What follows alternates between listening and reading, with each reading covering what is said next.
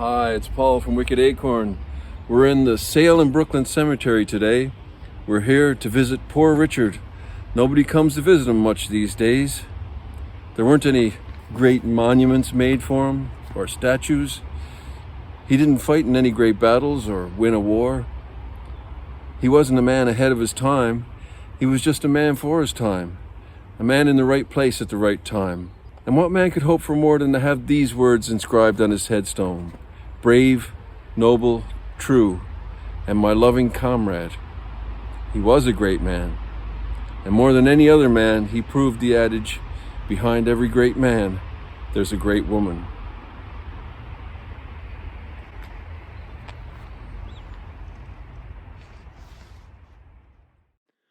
Richard Pankhurst is best remembered as the husband of Emmeline Goulden, better known as Emmeline Pankhurst, named the most important woman of the 20th century. She shook society into a new pattern from which there could be no going back. She was widely criticized for her militant tactics, but her work is recognized as a crucial element in achieving women's suffrage in the United Kingdom. He was the son of Henry Francis Pankhurst and Margaret Marsden. Richard was born in Stoke, but spent most of his life in Manchester. His father was an auctioneer, originally a member of the Church of England and the Conservative Party. He eventually became a Baptist and a supporter of the Liberal Party. As a youth, Richard taught at Baptist Sunday School. Later, he became an agnostic. Pankhurst was educated at Manchester Grammar School and later became a barrister. A supporter of free secular education for all, he started evening classes for working-class people at Owens College in Manchester. As a barrister, Pankhurst took a strong interest in legal reform. He was especially interested in changing those laws that discriminated against women. He acted as counsel for over 5,000 women householders of Manchester in 1868. They had unsuccessfully demanded the right to vote under an existing law. When Emmeline was 15 years old, she went to Paris, where she was entered as a pupil in one of the pioneer institutions in Europe for the higher education of girls. At the age of 18, she returned to her parents' home in Manchester as a finished young lady. Emmeline settled into their radical socio-political circle. She sympathized with and worked for the women's suffrage movement. Richard Pankhurst had made a reputation both as a political thinker and as an activist. He was a frequent guest in the Goulden home. He first caught Emmeline's eye when she spied his beautiful hand opening the door of a taxi as he arrived at a public meeting in 1878. Richard, 44 years old when they met, had earlier resolved to remain a bachelor to better serve the public.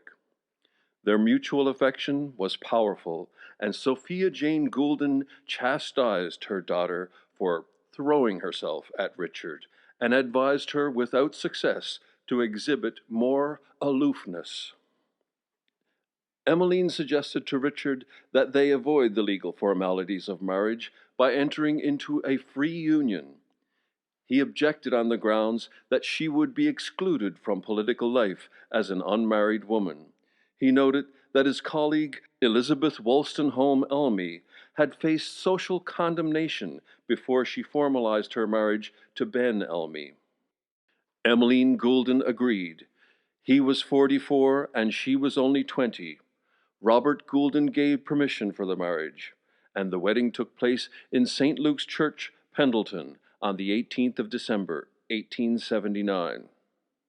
Emmeline became deeply involved in her husband's career, as well as the causes they both championed. Despite the differences in their ages, their marriage was an almost unqualified success, and their home, Old Trafford, at 1 Dayton Terrace, Manchester, was a happy one. Emmeline's commitment to women's legal and political emancipation was matched or surpassed by her husband, who had helped to draft the Women's Disabilities Removal Act, the first women's suffrage bill submitted to Parliament. Known as the Red Doctor, he stood for Parliament in 1883 as a candidate for Manchester and a South London district in 1885, both times unsuccessfully. In 1885, he spoke on the same platform as Helen Taylor. His wife was disturbed by the fact that Taylor had worn trousers during the meeting. She was distressed that her husband should be seen walking with the lady in this garb, and feared that his gallantry in doing so would cost him many votes. Emmeline Pankhurst's active participation in her husband's campaign taught her to speak with ease in public, to deal successfully with hecklers, and even how to dodge the mice, alive and dead, tomatoes, flour, and stones, sometimes hurled at British political speakers, especially those speaking in favor of women's suffrage. In the same year, the Pankhursts broke with the Liberal Party because its leader, William Gladstone, refused to put women's suffrage into the Reform Bill of 1884. Soon thereafter, they joined the Fabian Society. Richard's controversial views did not win him many clients, but did afford him a place of great respect in the Independent Labour Party. During the 1880s, they lived at the Goulden cottage with her parents in Seedley. Emmeline Pankhurst tended to her husband and children, but still devoted time to political activities. Although she gave birth to 5 children in 10 years, both she and Richard believed that she should not be a household machine. Thus, a butler was hired to help with the children, as Emmeline involved herself with the Women's Suffrage Society. Richard began expressing more radical socialist views and argued a case in court against several wealthy businessmen. These actions roused Robert Goulden's ire, and the mood in the house became tense. In 1885, the Pankhursts moved to Chorlton on Medlock. In 1886, the family moved to London. Richard ran unsuccessfully for election as a Member of Parliament. Richard and Emmeline Pankhurst became involved in left-wing politics. They made their Russell Square home into a center for political intellectuals and activists, including socialists, protesters, anarchists, suffragists, free thinkers, radicals, and humanitarians of all schools. They were present at the Bloody Sunday riot in Trafalgar Square. They played a leading role in the protest against police behavior during the events of the Bloody Sunday in 1887. During these years, Richard and Emmeline Pankhurst continued their involvement in the struggle for women's rights, and in 1889 helped form the pressure group, the Women's Franchise League. The organization's main objective was to secure the vote for women in local elections. Powerful members of society were totally opposed to granting votes to women. Queen Victoria strongly expressed herself against this mad folly of women's rights. Richard had trouble attracting business in London. With the family's finances in jeopardy, he traveled regularly to northwest England, where most of his clients were. In 1893, the Pankhursts returned to Manchester. They stayed for several months in the seaside town of Southport, then moved briefly to the village of Disley, and finally settled into a house in Manchester's Victoria Park, where they took up residence at 4 Buckingham Crescent. Richard Pankhurst resumed his legal career, and the couple soon became involved with the work of the Manchester Suffrage Society. In 1894, they joined the new Independent Labour Party.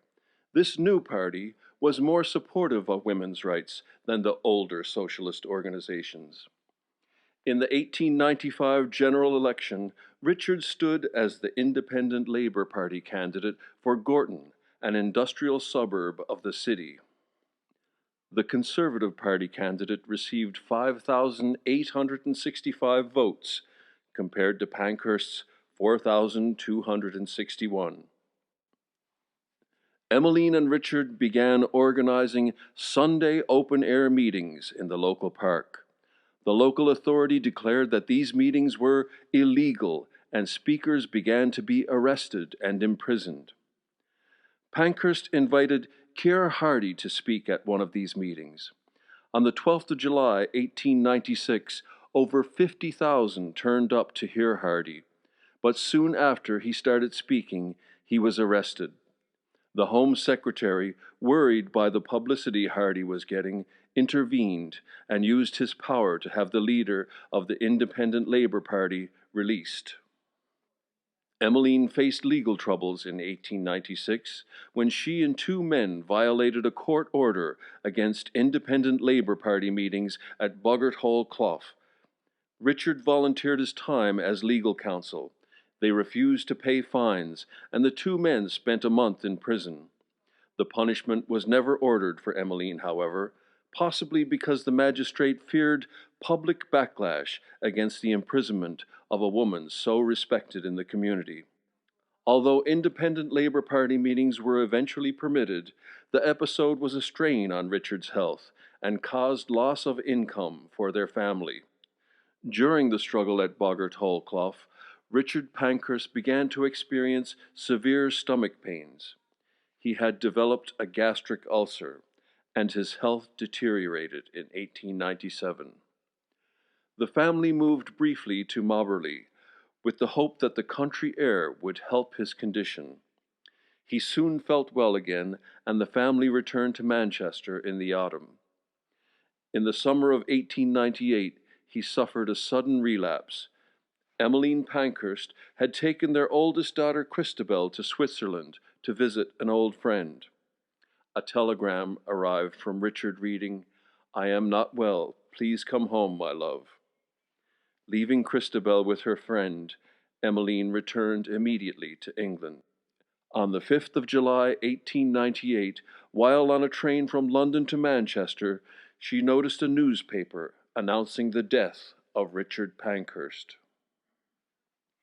Without Richard Pankhurst, would the outcome of women's suffrage been any different? Probably not, but these are silly questions. But dare I say, had he been a less permissive man, as many of his generation were, we would never have heard the name Emmeline Pankhurst. I'll leave these final words to Emmeline herself. I think we cannot be too grateful to the group of men and women who, like Dr. Pankhurst, in those early days, lent the weight of their honored names to the suffrage movement in the trials of its struggling youth. These men did not wait until the movement became popular, nor did they hesitate until it was plain that women were roused to the point of revolt. They worked all their lives with those who were organizing, educating, and preparing for the revolt, which was one day to come. Unquestionably, those pioneer men suffered in popularity for their feminist views. Some of them suffered financially, some politically, yet they never wavered.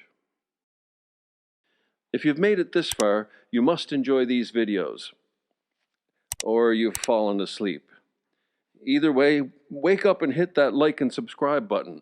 It's the only encouragement we get. Or you could head on over to our website, wickedacorn.com, where you can purchase Manchester-themed things that will help support this channel.